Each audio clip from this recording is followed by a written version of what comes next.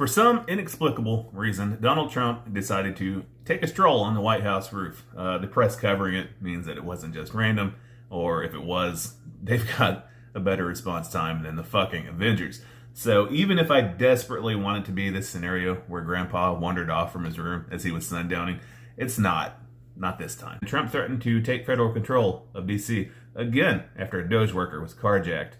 Random, incoherent, weird shit. It's just another way to make us look away from the Epstein saga. Oh shit, did you think we'd forget? Ghislaine, I just now figured out how to pronounce her first name for the first time. Maxwell has come out and said that she never witnessed Donald Trump do anything in her presence that would have caused concern. Of course, this is according to what the news quotes as sources that are familiar with what Maxwell said, whatever the fuck that means. I know a guy. He says some things. She reportedly spoke with Deputy Attorney General Todd Blanche last month for 9 hours over the span of 2 days, and that's all we get out of it for now. There's an audio recording, but the White House is apparently only considering the transcripts of it at this point. And this comes after the FBI were reportedly instructed to redact Trump's name from the Epstein files because someone somewhere believed it constituted an unwarranted invasion of privacy. So, shit, I guess that's it then. People need their privacy. Oh wait, the Clintons have been subpoenaed to appear in front of the House Oversight Committee, along with 8 others. I thought there was nothing in the files. That's what's going on. Why are we bringing people in? Privacy, huh? Interesting. Back to Ghislaine. Reportedly, she was the one that actually requested the interview with the DOJ and is still asking for the Supreme Court to review her conviction, while Trump has still not ruled out a pardon. She has most certainly been moved to a cush minimum security federal prison camp after her interview, so that's telling.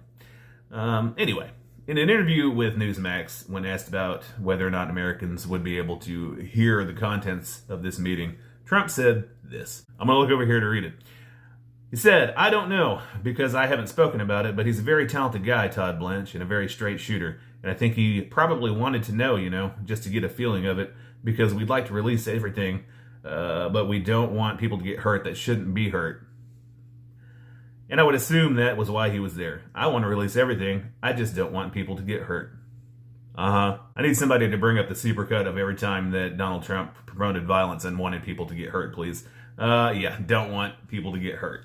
Yeah, okay. I assume you mean reputations, because that's obviously more important than victims of sexual assault getting some semblance of justice. Anyway, it's day 197 in a series in which I ask myself, do I have to go to work today? And if the answer is yes, I don't care. Here we go. Do I have to go to work today? Nah. I finally figured out what the American dream is. It's to have enough money to where you can do anything you want and get the fuck away with it.